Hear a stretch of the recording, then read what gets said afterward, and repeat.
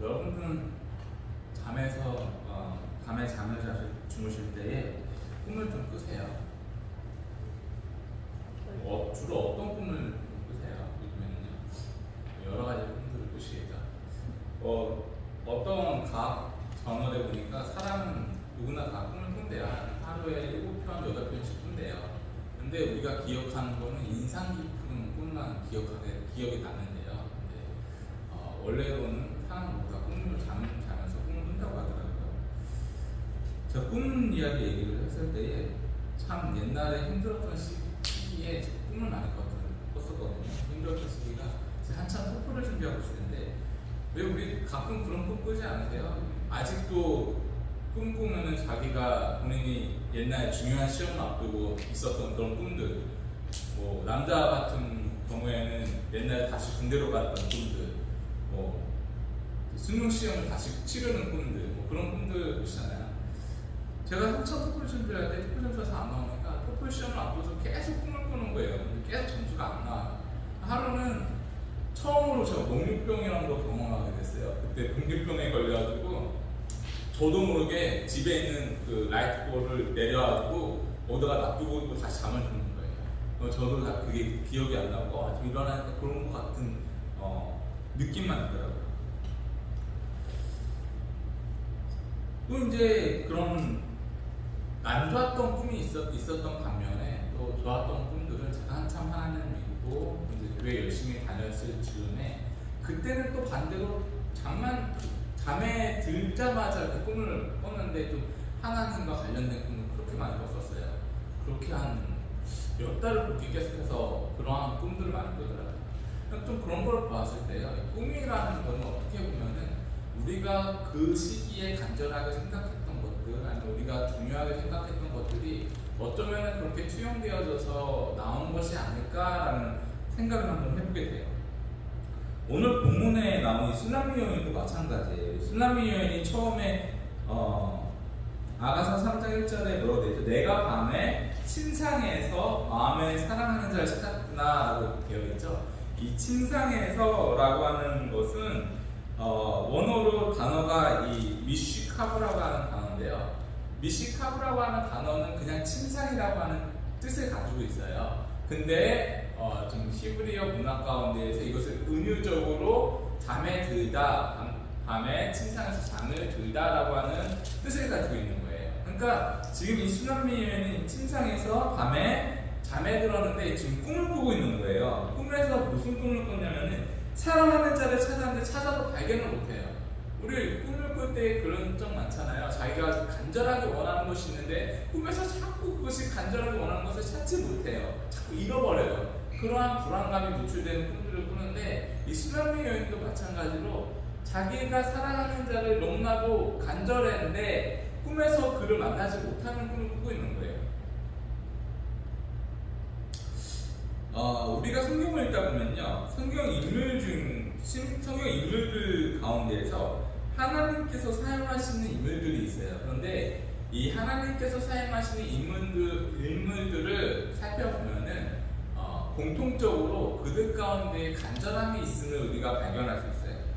그런 사람들 가운데에서 이 기드온이라고 하는 사람을 보면요, 그 사람은 기본적으로 민족과 이 민족을 구원하시는 하나님에 대한 간절함이 있었어요. 처음 하나님의 사자와 이 기드온의 만남 가운데서 우리가 그것을 발견할 수 있는데요. 이제 기드온이 상수리 나무 아래에서 위를 타작할 때에 여호와의 사자가 그에게 나타나 여호와께서 너와 함께 하신다는 말씀을 하셨어요. 근데 우리가 주목할 것은 타작마당에서 그 기드온이 타작할 때에 그가 미드안의 손에 발견되지 않기 위해서 그곳에서 했다라고 표현되고 있거든요. 그래서 그때의 시대적 배경을 보면요, 미디안의 손에 7년간 이스라엘 민족이 압제 가운데 있었어요. 어느 정도였냐면요, 그곳에 있는 모든 식물들과 그 가축들을 전부 다 약탈해 갔고요. 그리고 뭐 식물을 파종할 때쯤 되면은 미디안 사람뿐만이 아니라 아모리 사람들, 그 동방 사람들이 다 와가지고 진을 쳐가지고 모든 것들을 다 약탈해 가는 거예요. 그것이 얼마나 심했으면은 이스라엘 사람들이 그들을 피해서 굴로 들어가고 산에 들어가고 숨어서 살았단 말이에요. 7년간 그렇게 살았었어 봐요. 얼마나 이스라엘 사람들이 삶이 힘들었겠어요. 뭐 파종할 때에 뭐를 심어야지 뭐가 나서 그걸 얻기도 하는데 파종할 때만 되면 온 곳에 온 사방에 와가지고 진을 쳐가지고 아무것도 못하게 만드는 거예요. 모두 다 뺏어가 버리는 거예요.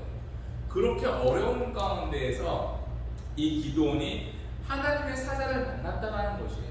근데 우리가 그때 이 사사기를 읽다보면요, 기드온 파트 있는 부분을 하면요, 재밌는 단어가 있어요. 거기에 마침 하나님의 사자가 그 기드온이 있는 곳에 가서 기드온을 만났다고 얘기하고 있어요. 이 마침이라고 하는 단어는요, 굉장히 우연을 가장하는 단어잖아요. 근데 이것이 우연이 아니라 하나님의 계획 가운데에서 기드온을 만난 사건이라는 것이에요. 그럼 왜 그렇게 많은 사람들 가운데서 하필이면 기드온을 사용했을까요? 우리 사사기 하면요, 사사 시대에서 2장 10절에서도 말했듯이 여호수아 세대의 사람들이 다 죽고 나니까, 그 세대의 사람들이 다 죽고 나니까 그 다음 세대 사람들이 하나님을 알지 못해요. 영적으로는 가장 타락했던 시기이고 하나님의 지식이 없어서 망해져 가고 있는 시대였다라는 것이에요.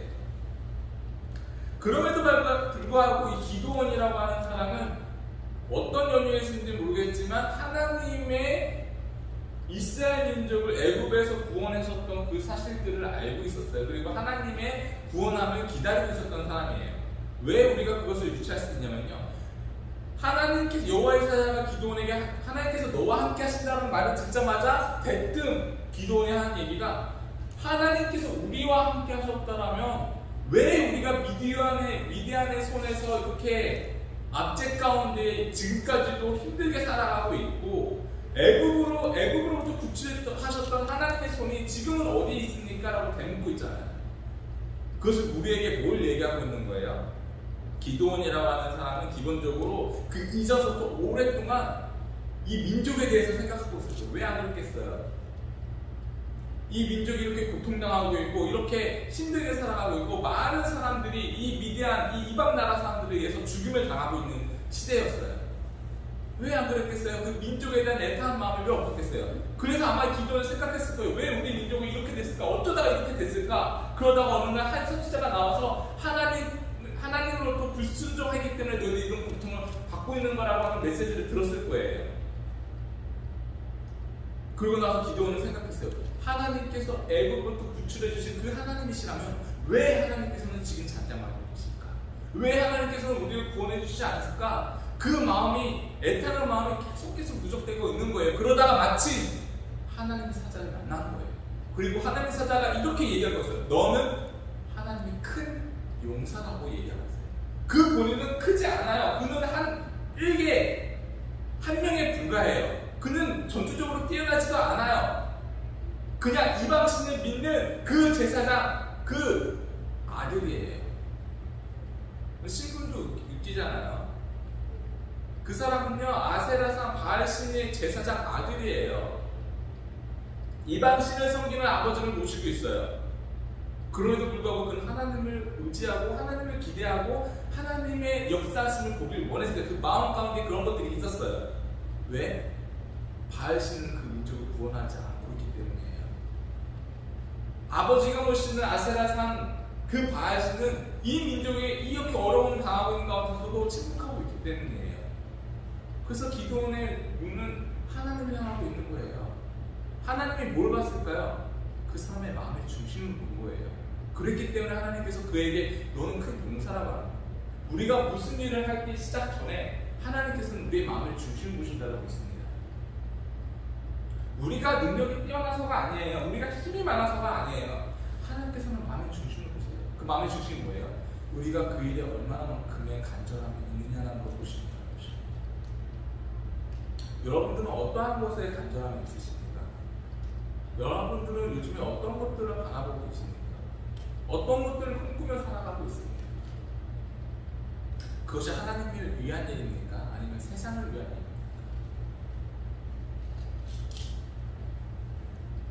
만약에 하나님을 위한 일이라면 우리 스스로 우리가 작다라고 말하면 안 되는 것이죠. 왜냐하면 그 간절함을 통해서 하나님께서는 일하고 계시기 때문에.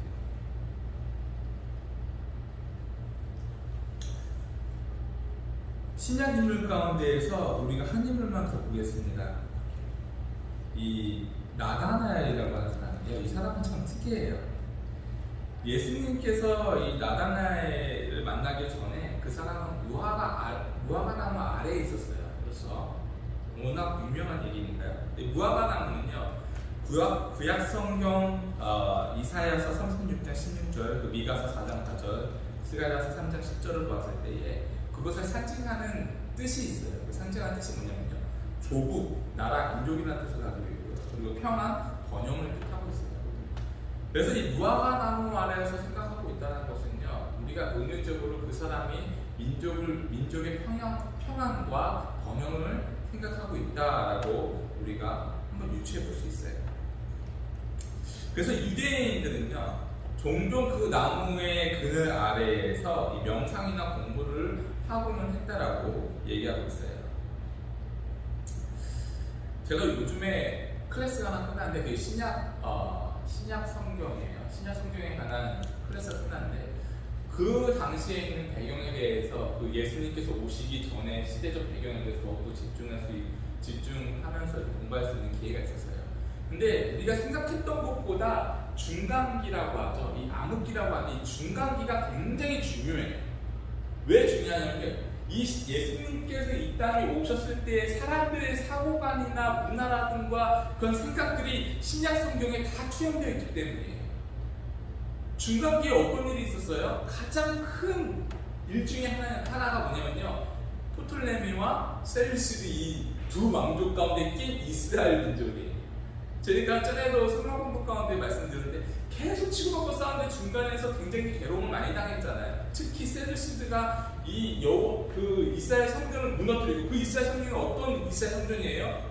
400년간 포로로 있어서 겨우 포로 귀환해가지고 겨우 복원했던 그 성전이에요. 이스라엘 사람들에게 이 성전은 그들의 긍지였고 그들의 민족의 정체성이었어요. 그들이 살아가고 있는 그 민족에 대한 애정이 모두 이 성전에 있어요. 근데 이 성전을 무너뜨려버리고 이 성전에다가 우상을 섬기라고 하고 사람들을 탄압했어요. 종교적으로.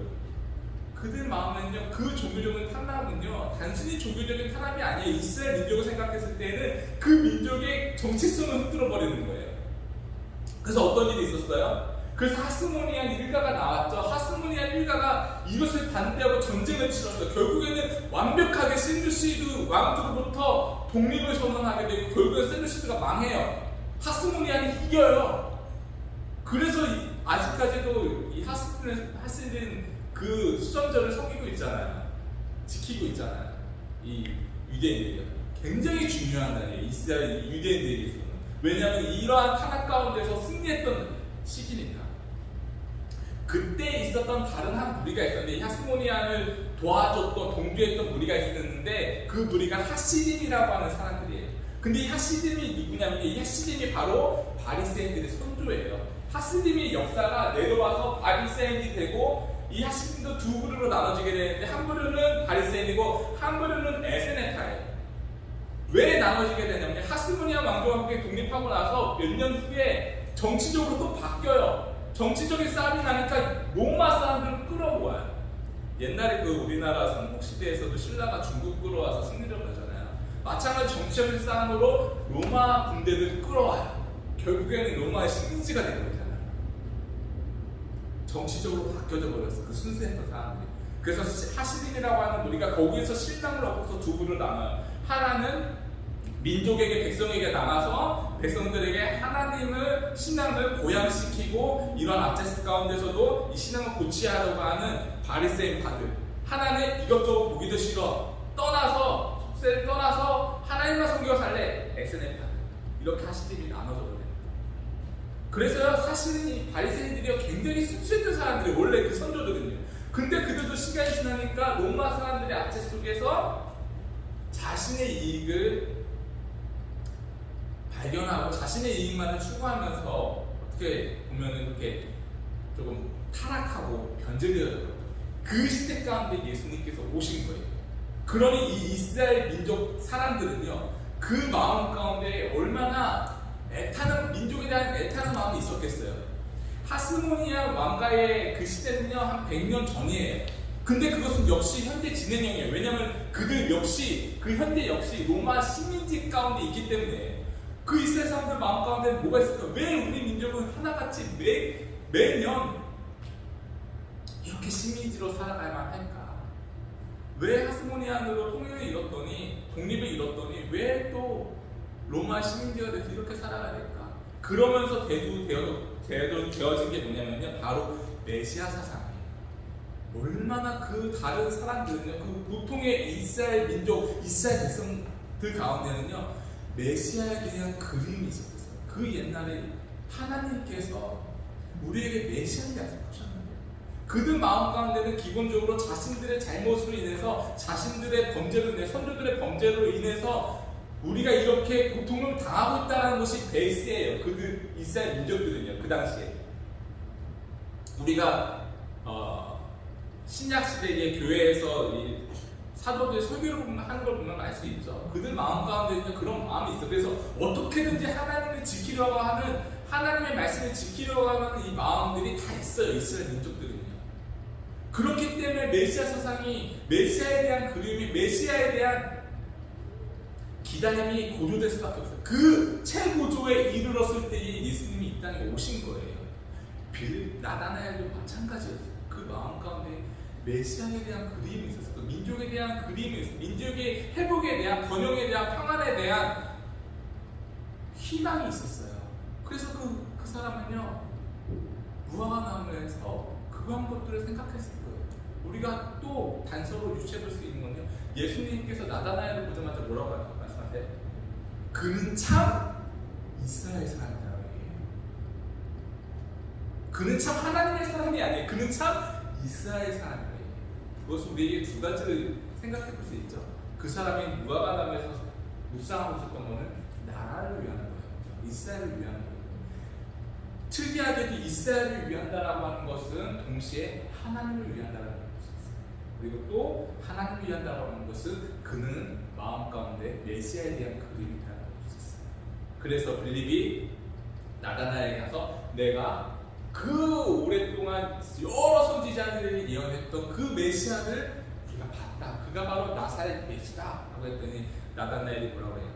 나사렛에서 무슨 선한 것이 될 수 있겠느냐. 기본적으로 나다나엘이라고 하는 사람은 메시아에 대한 지식이 풍부했던 사람이에요. 메시아는 어디서 탄생해야 돼요? 메시아는 베들레헴에서 탄생해야 돼요. 그것이 구약의 선지자의 예언이었어요. 그래서 나사렛에서 무엇이 선한 것이 될 수 있겠느냐 말합니다. 그런데 예수님께서 나다나엘을 만나자마자 그는 참 이스라엘 사람이다 라고 얘기했더니 어떻게 그것을 하십니까? 너가 무화과나무에서 묵상한 것을 보았다. 그 말을 하자마자 나다나엘이 뭐라고 해요? 그 고백도 참 놀라워요. 당신은 하나님의 아들이십니다.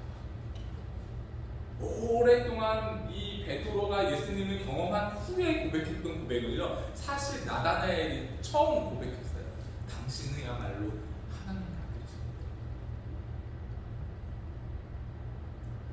놀랐지 않아요? 영적으로요, 예수님하고 나다나엘 그때 통하는 부분이 있어요. 뭔지는 잘 모르지만 그들 마음 가운데 통하는 부분이 있었어요. 이스라엘 생각하는 마음. 우리가 그러한 통하는 마음을 봤을 때 우리가 확실하게 유추할 수 있는 건요, 이 사람이 무화과나무에서 무엇을 생각하느냐에 대해서 우리가 확실하게 유추할 수 있는 거죠. 그래서 이 나다나엘이라고 하는 사람은 민족에 대한 간절함이 있었던 사람이고 메시아에 대한 간절함이 있었던 하나님께서는 그 간절함이 있는 사람들을 사용하십니다. 나다나엘 뿐입니까? 기도원 뿐입니까? 성경 인물들은 다 간절함이 있는 사람을 사용해요. 다윗도 그랬고요, 모세도 그랬고요. 수많은 구약 신약의 인물들을 살펴보면요, 간절함이 있는 사람들을 사용하신다는 것이죠. 제가 예전에 봤었던 그 책이 있었는데, KG그룹이라고 하는데 저는 잘 알지 못해요. 근데 KG그룹의 곽재선 그 회장님이 자서전격으로 쓴 책이라고 하는데, 근데 이 곽재선 회장님을 좀 보니까 말단 사업으로부터 시작해가지고 기업 총수가 돼서 기업을 대기업으로 이끌었던 사람이라고 되어 있더라고요.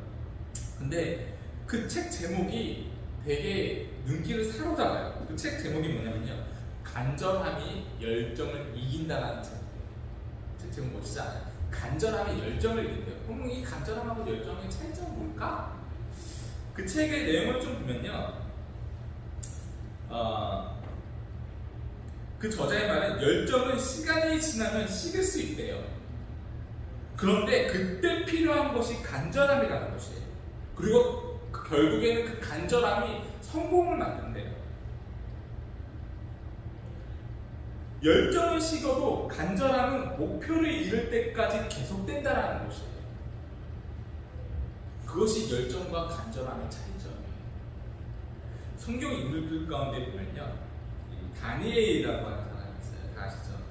근데 포로로 잡힌 지 66년 후에 그가 예레미야, 선지자 예레미야에게 임하신 여호와의 예언에 대해서 알게 되고 깨닫게 돼요. 그리고 하나님께서 70년 만에 이 예루살렘의 항방을 마치시고 회복한다라고 하는 그 예언을 깨달아요. 다니엘이라고 하는 사람이에요. 그리고 그것을 깨닫자마자 그가 했던 일이 뭔지 아세요? 옷을 베옷으로 갈아입고 하루에 3번 이스라엘 안에서 기도를 드려요. 절을 해요. 간절하게 회복을 위하여 기도를 해요. 여러분도 다 알다시피 구약시대에 죄를 쓰고 죄 가운데 앉는 것은 통회의 표시잖아요. 하나님께 그 간절함으로 통회하면서 간구한다는 것이에요.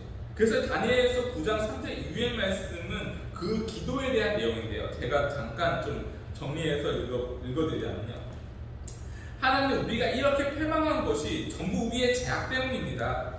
하나님은 긍휼하심과 사유하심이 있었으나 우리가 패역하며 하나님 말씀을 청종치 않았습니다. 이에 주님께서 모세에게 주의 규례를 떠나면 패망할 것이라고 했던 그 말씀하신 것까지 이미 재앙이 우리에게 임했었으나 우리는 우리의 재앙을 떠나고 그 주의 진리를 깨닫도록 우리 하나님 여호와의 은총을 간구치도 않았습니다. 그러하온즉 우리 하나님이여, 지금 주의 종의 기도와 간구를 들으시고 주를 위하여 주의 얼굴빛을 주의 황폐한 성소에 비추옵소서. 나의 하나님이여, 귀를 기울여 들으시며 눈을 떠서 우리의 황폐된 상황과 주의 이름으로 일컫는 성을 보옵소서.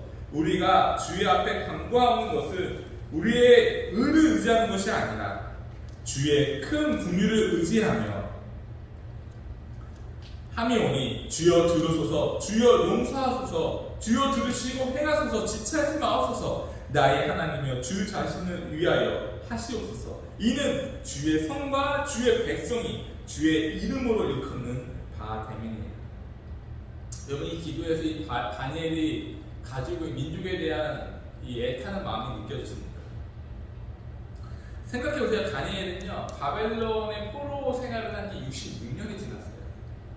자기가 이스라엘 민족 가운데에서 살았던 그 생보다 바벨론의 포로로 되어서 살았던 생이 더 길었어요.